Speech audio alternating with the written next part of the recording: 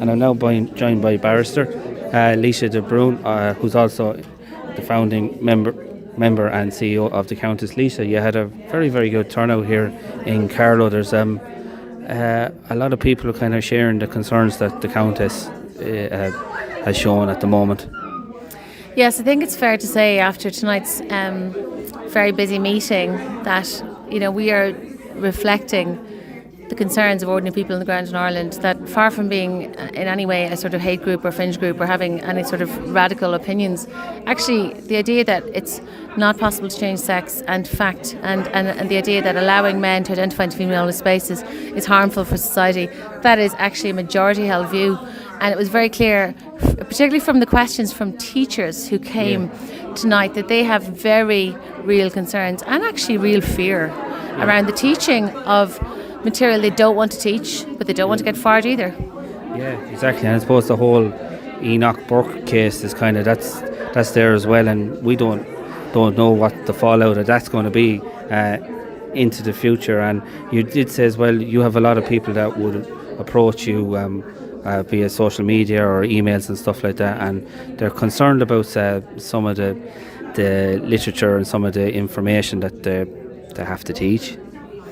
Yes, I think teachers across the country really don't want to be foot soldiers for this ideology. But then also you've got many young teachers who have effectively been captured by the ideology, and they've become activists. And I mean, that's wrong. No teacher should be forcing their views onto their class that they teach. Like, we only recently had a case where a teacher had asked a class of 8-year-olds to use their preferred pronouns. There's no right in law in this jurisdiction to have anyone use your preferred pronouns.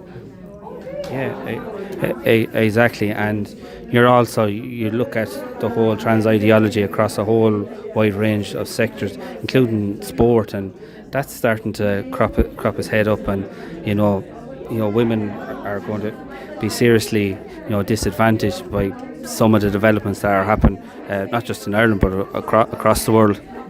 I mean, I think it's fair to say that when you look at this globally across all sports, really only apart from something like maybe show jumping, the advantage that male puberty bestows on the male body means that if male incursion is allowed to continue into the category of sex in sport, into the female category, we will see not only injuries, we will see women dropping out of the sport, we will see records that can never be beaten by women, and we will just see the end of female sport as we know it. And you set up the Countess in, I think it was 2020. What was your kind of motivation at the time for setting up this organisation? Well, not only could I not quite believe what had happened in my home country at the time, I was living in London, that full self-ID had been brought in without any real debate or understanding, but that not only that, but that people were terrified to even proffer a view on it. And I just determined then I was in, I knew about the issues, and I decided to organise. I didn't even know what organise meant. I remember having read it in Barack Obama's book, which I'm sure you've read as a politics buff. And I remember he had been an organiser in his hometown. And I thought, that's what I'm going to do. That's what I'll do. I'll just set up a group of like-minded people. But it was very hard to find people back in those days. People were so scared of being doxxed, of being outed, of losing their jobs, that it was actually hard to find people. Like now, because of our work and other groups like us, people are out and proud about their gender-critical credentials more so. And for me, the real mark of success of our organisation is the fact that we've empowered ordinary people to talk about these issues in real life, because once light is shone on it, it's very hard to defend. Exactly. And as you said, you're gender critical, so that's the important thing to state. There are people who would have a difference of opinion would, as you said, you're a hate group, and you're not that at all. But I suppose this all kind of comes back to the legislation on hate speech that's kind of going through the political process at the moment. Is there a fear that if the law is passed as is, that conversations like this are going to be shut down completely? I mean, I think it's absolutely likely to happen, because the way the legislation has been drafted, there's a complete lack of symmetry. And what I mean by that is This is a bona fides conversation that we need to have in order to best organise our society to protect everyone. And if one side of the conversation is afforded special a status, as it is under the Act, as a special group, they are the ones who get to define what hate is, what hate speech is, and they're the ones who get to perceive hate. So you just have to perceive it for it to be meet the threshold. It's a completely radical new departure, really, for criminal law.